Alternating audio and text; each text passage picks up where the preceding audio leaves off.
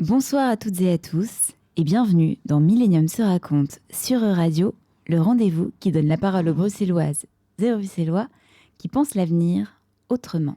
On danse, on va chacun, chacune, on joue la chance pour toi. Il est grand temps de l'investir, cet avenir et ce futur. Cette semaine, c'est Isabelle Durieux que j'interroge. Isabelle, vous êtes comédienne et professeure de théâtre à l'Académie d'Ixelles, où vous enseignez aux enfants et aux adolescents le théâtre, la déclamation et l'éloquence. Comment le théâtre et l'imaginaire peuvent stimuler les idées de la jeunesse pour un avenir plus radieux et comment les enfants le voient, ce futur? Ce sont les questions que nous allons nous poser ce soir dans une émission au format particulier puisqu'elle intègre des interviews des enfants dans la classe de théâtre en route. Alors Isabelle, comment et pourquoi on devient professeur de théâtre pour enfants? Alors pour moi, c'était une évidence parce que je viens d'une famille d'un papa enseignant. Il est prof, il était, puisque maintenant il est retraité, prof de musique. Et dès toute petite, je le suivais partout, à chaque fois. Et ça m'a toujours passionnée. Je trouve ça exigeant quand même comme travail d'être enseignant, mais c'est passionnant. De transmettre, d'être acteur du système éducatif, c'est vraiment ce que je voulais faire. Je voulais être aussi comédienne, mais je crois que mon idée première, c'était vraiment de pouvoir partager la passion et de pouvoir en fait faire évoluer les élèves, de leur faire développer l'imaginaire, qu'ils soient constamment dans la création. C'est tellement important dans le monde dans lequel on vit de créer. Et du coup, ça fait 20 ans désormais, oui. 10 ans? Ça fait 20 ans. Oui, ça fait 20 ans que j'enseigne. Ça fait 20 ans que vous enseignez aux enfants. Et comment vous percevez-vous en 20 ans?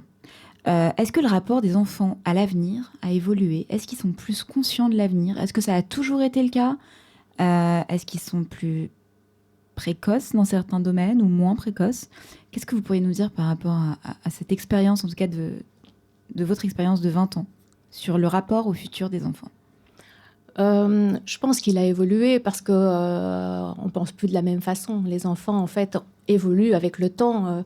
On a maintenant Internet, les réseaux sociaux, donc ils pensent différemment. Et je pense que leur pensée évolue avec le temps. Et moi, en tant que prof de théâtre, quand ils imaginent leur petite scène, je les vois évoluer, en fait. Et ils créent à chaque fois leur scène avec ce qui se passe dans le monde. Là, pour le moment, je parle de l'instant présent. Il y a une classe qui est en train de créer une scène où ça se passe dans un tribunal.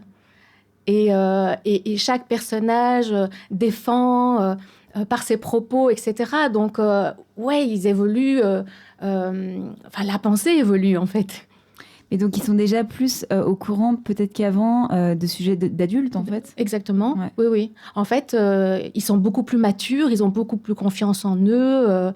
Alors moi j'entends souvent des enseignants qui sont négatifs en disant les étudiants maintenant pour qu'ils travaillent c'est vraiment difficile, mais moi je crois pas, je crois que ça vient vraiment de la motivation et c'est un plaisir de travailler avec les jeunes. Donc vous avez posé la question aux enfants de la classe de théâtre de l'Académie d'Ixelles. Ce sont des enfants d'environ 10-12 ans et ils répondent à cette question que vous leur posez. Qu'est-ce qui vous fait peur dans l'avenir? Réponse dans cet extrait. Qu'est-ce qui vous fait peur? Est-ce qu'il y a des choses qui vous font peur dans l'avenir? On commence par Jolène. Moi, j'ai peur que je suis en train de soigner un animal très blessé et au lieu de le soigner, il meurt à cause des médicaments. Moi, j'ai peur des insectes. J'ai peur que la fin du monde se finisse, que je meure, et la fin du théâtre, et quand je vais faire le grand spectacle de théâtre, que je ne sais plus mes mots qu'est-ce que je vais apprendre pour l'avion. Et j'ai surtout peur de plus voir mes copines, mes familles et tout ça. Et voilà. Moi, qu'est-ce que j'ai peur? En fait, j'ai peur, par exemple, ma copine, elle change d'école, il lui arrive un accident, et moi, ça me rend triste parce que c'est ma meilleure amie, par exemple, que je l'ai jamais vue la première fois, je sais pas. Et après, aussi, pour par exemple, quand je serai adulte, j'aurai un métier, c'est docteur, j'ai peur de, par exemple, un client vient. Un patient. Oui, les patients viennent et ils attendent à la salle et puis ils viennent et moi, enfin, je vais les soigner et à la fin, ils sont décédés. C'est ça que j'ai peur, ça fait mal au cœur. Voilà. Bah, moi, j'ai peur des araignées et des cousins. Enfin, pas des cousins, mais des insectes. Et aussi, j'ai peur que la fin du monde disparaisse et que quand je serai morte, je sais pas ce qui va m'attendre après, si je serai dans l'enfer ou au ciel, ouais. Et j'ai aussi peur parce qu'en fait, parfois, quand les animaux sont mal mis, ou sont mal en point, ils sont très blessés et tout, il faut mettre une piqûre. Et comme ça, en fait, après, quand ça injecte une espèce de poison et l'animal il meurt, c'est pour pas le faire souffrir trop longtemps. Donc moi, ça me fait peur parce que j'ai pas envie de faire ça aussi. Et les humains, enfin les pauvres, ils sont dans le froid et tout. Et moi, j'ai peur que ça m'arrive parce que des fois, je les vois souffrir et pour moi, ça me fait mal pour eux aussi. Moi, j'ai peur d'être déçue dans mon avenir. J'ai peur de n'avoir pas réussi ma vie, de ne pas avoir atteint mes objectifs. Mais aussi, j'ai peur de perdre mes proches. Je sais que c'est quelque chose de normal de perdre ses proches. Mais mes proches, je pense que les proches, pour tout le monde, c'est très important. Que c'est des proches. Mais voilà, c'est très important et j'ai peur de les perdre. Ouais, voilà, j'ai peur d'être déçue aussi dans ma vie. J'ai peur de pas accomplir ce que je veux faire et en fait de vraiment de plus réussir.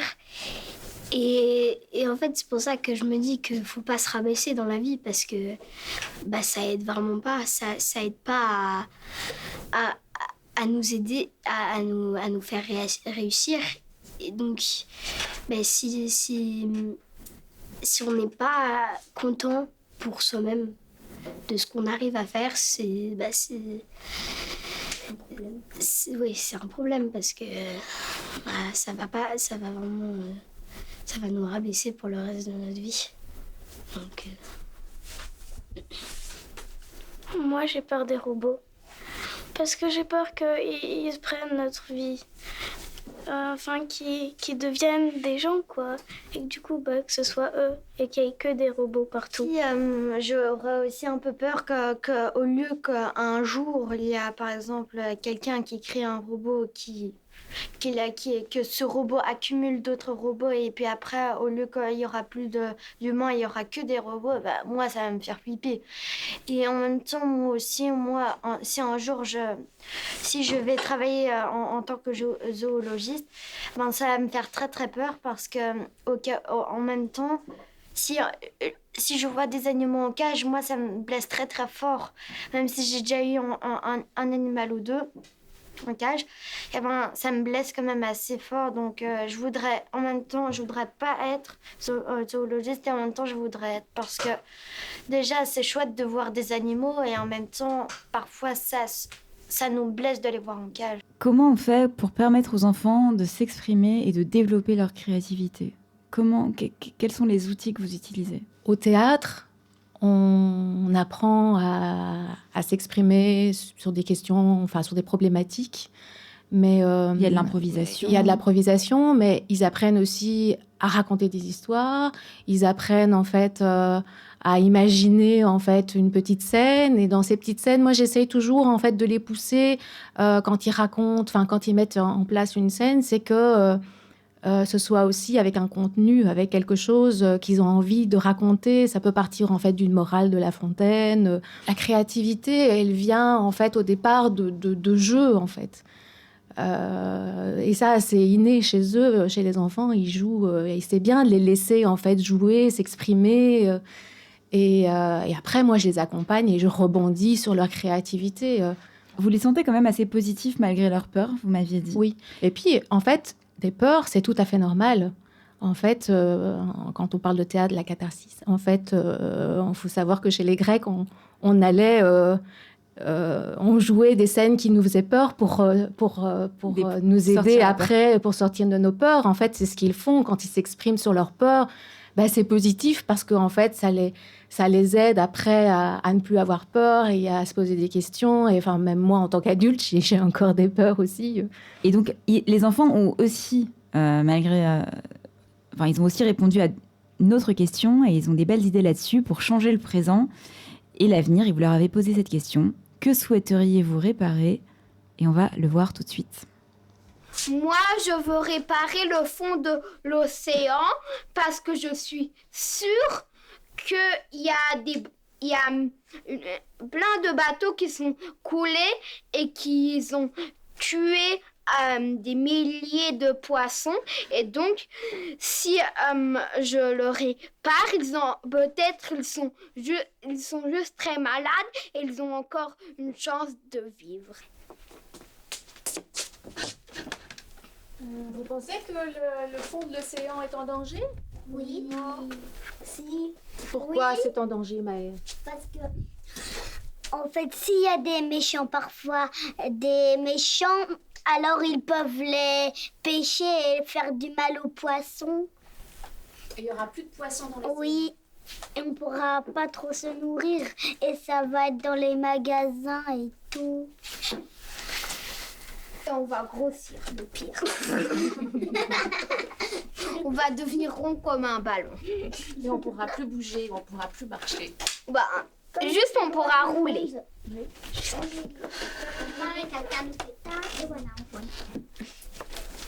Sherazade, tu peux dire quelque chose? On écoute Sherazade? Moi, j'aimerais bien tuer les requins parce qu'ils sont méchants. Je suis pas d'accord parce que, en fait, si la nature a créé les requins, c'est parce qu'ils servent à quelque chose. Parce que sinon, s'il y a trop de poissons, à la fin, l'océan sera rempli et il y aura plus de place pour les bateaux et on pourra plus voyager. Et l'océan, en fait, ça sera plus de l'eau, ça sera que des poissons collés comme des sardines. Roberta? Moi, je voudrais réparer l'électricité. Voilà, ça on voit. Moi, je voudrais réparer l'électricité. Hein? Et pourquoi? Parce que sinon, on pourrait rien voir et on pourrait marcher sur quelque chose. Est-ce qu'on peut vivre sans électricité? Non. Parce qu'on ne peut pas voir d'écran. Tout ce qui est créé avec de l'électricité, on peut rien voir. Oui, ça marche pas. Parce qu'il y a la lumière de l'extérieur, il y a le soleil donc toutes les maisons ont des fenêtres, donc le soleil va nous faire pendant la nuit. Il n'y a pas le soleil, mais on dort pendant la nuit. Vous voulez dire quelque chose? Quoi? La nature, ça sert à vivre, mais s'il n'y a pas la nature, on ne pourrait pas vivre avec sa famille. S'il n'y avait pas la nature, on ne pourrait pas vivre. T'as pas entendu? Je viens de dire, elle ne pourrait pas vivre s'il n'y avait pas la nature. T'es d'accord avec ça? Mais non, moi j'habite à la nature. Allez vite y aller. Et oui, on vit, parce qu'il y a quelque chose. Maër? Vas-y. Moi, je voudrais aller jusqu'au centre de la Terre pour voir s'il y a des choses cassées. Et tout ce qui est cassé, je pars les réparer. Quelle chose? Quelle chose sera au centre de la Terre? Quelles sont les choses? Les objets. Quels objets? Est-ce que tu as vraiment l'idée dans ta tête Des os. des os? Des autres personnes alors? Oui. Des gens qui sont malades? Non, des dinosaures. Ah, des dinosaures. Essaye de retrouver des autres dinosaures. Je vais aussi collectionner des œufs de dinosaures dans un musée. Les enfants sont tous d'origines très diverses dans la vidéo. Et comment ça se déroule l'entente et le vivre ensemble aussi dans la classe? Comment vous le sentez? Je ne vois pas du tout de différence par rapport à l'origine. En fait, ils sont tous identiques. Et, oui, mais eux, il y a aucune différence. Enfin, je veux dire, le vivre ensemble est complètement... les gens, enfin, ils se sentent bien avec ensemble. En fait, au début des séances, quand ils arrivent dans la classe, c'est pas facile. C'est pas facile parce qu'ils s'écoutent pas, ils ont pas forcément l'habitude de s'exprimer, et donc c'est vraiment tout un rituel que moi j'installe dans la classe. Pour avoir une écoute, pour qu'ils apprennent à s'écouter, qu'ils apprennent aussi à donner leur avis. Et donc, c'est vraiment tout un travail. Quand on a fait les enregistrements, on était déjà au mois de novembre ou décembre, je ne sais plus. Et il y avait déjà, en fait, tout un parcours qui s'était... Mais au début, ça ne se passe pas du tout comme ça. C'est vraiment tout un apprentissage, en fait. Surtout à 6 ans, ils ne s'écoutent pas du tout parler.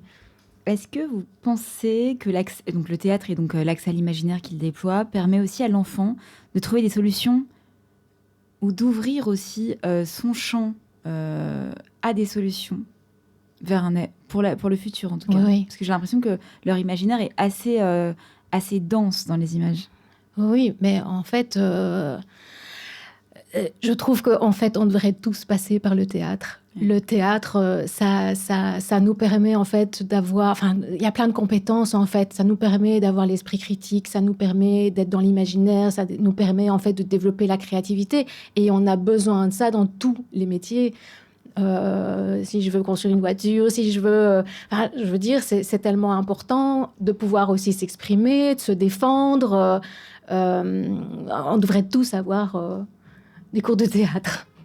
Et bien justement, il y a peut-être des artistes en herbe dans cette classe. On a posé la question, qu'est-ce que vous voulez devenir plus tard? Et les réponses sont aussi étonnantes. Moi, je voudrais être un artiste. Et quoi exactement comme artiste? Tu sais déjà un petit peu? Parce qu'il y a plusieurs artistes en fait. Non, il y a la peinture, il y a le théâtre. Je sais pas encore, mais un artiste. Moi, quand je verrai être adulte, quand moi je verrai être adulte, moi j'ai envie d'être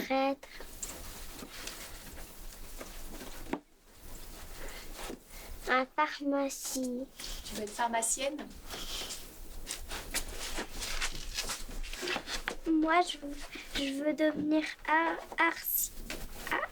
architecte. Moi, je veux devenir karaté. Tu veux faire du karaté? Moi, je sais pas. Tu sais pas encore. Moi, je veux devenir architecte, construire des super maisons et gagner 22 millions d'euros par maison. Moi, je voudrais devenir docteur et policier, les deux. Moi, je voudrais devenir ingénieur et policier.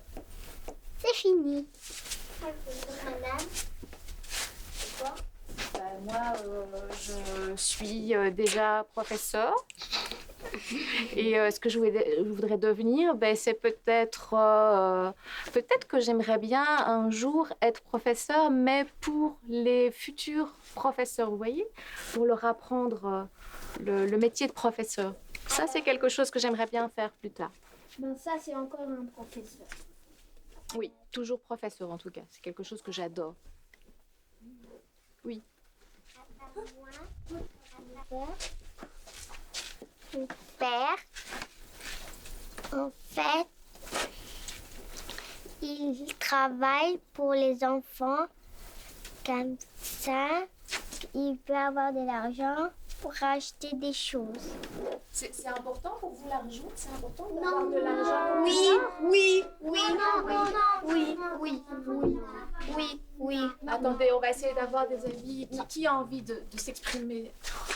Sherazade. Moi, j'aime pas l'argent. Je veux que l'argent et je veux détruire l'argent. Parce que à cause de l'argent, il y a beaucoup de gens qui volent. En fait, moi, je veux continuer l'argent, sauf que j'ai envie de faire comme ça, que les maisons soient 2 €, mais pas mais on est payé toujours comme on est payé maintenant, donc comme ça c'est trop facile de faire des trucs, et les voleurs, après il y aura plus de voleurs parce qu'en fait ils se disent il n'y a pas besoin de voler des tas d'argent si ça coûte tellement. Ça coûte pas cher. Ça coûte pas cher. Maëlle? Moi, je voudrais cacher l'argent pour que personne n'a de l'argent et personne se bat et on mange des choses qui sont sur la terre, qui ont déjà poussé, mais qui sont bonnes. Roberta, tu voulais dire quelque chose? Non. Moi, j'ai envie qu'il y ait plus d'argent pour que nous-mêmes, on peut fabriquer les choses pour les manger ou bien manger ce qui pousse. Merci beaucoup à Isabelle. Merci beaucoup d'avoir apporté avec de la fraîcheur, en fait, vers le futur ce soir. Merci de m'avoir invitée. Avec grand plaisir d'avoir, je pense, de déployer aussi cet imaginaire à ces enfants et ces adolescents. Ça fait plaisir aussi, c'est beau de voir ça. Merci au festival Millennium, à Zlatina, Lubo et Géopolis et à Ulrich qui produit l'émission, ainsi qu'au Café L'Ascenseur qui nous accueille toujours aussi bien. Merci beaucoup à Romain et Laurent à la caméra, Jeanne à la communication, Mani au son et toute la belle équipe derrière cette émission. On se retrouve le mois prochain avec de nouveaux invités, éclaireurs. C'était Millennium se raconte. Je vous souhaite à tous une très belle soirée, pleine d'espoir et d'idées.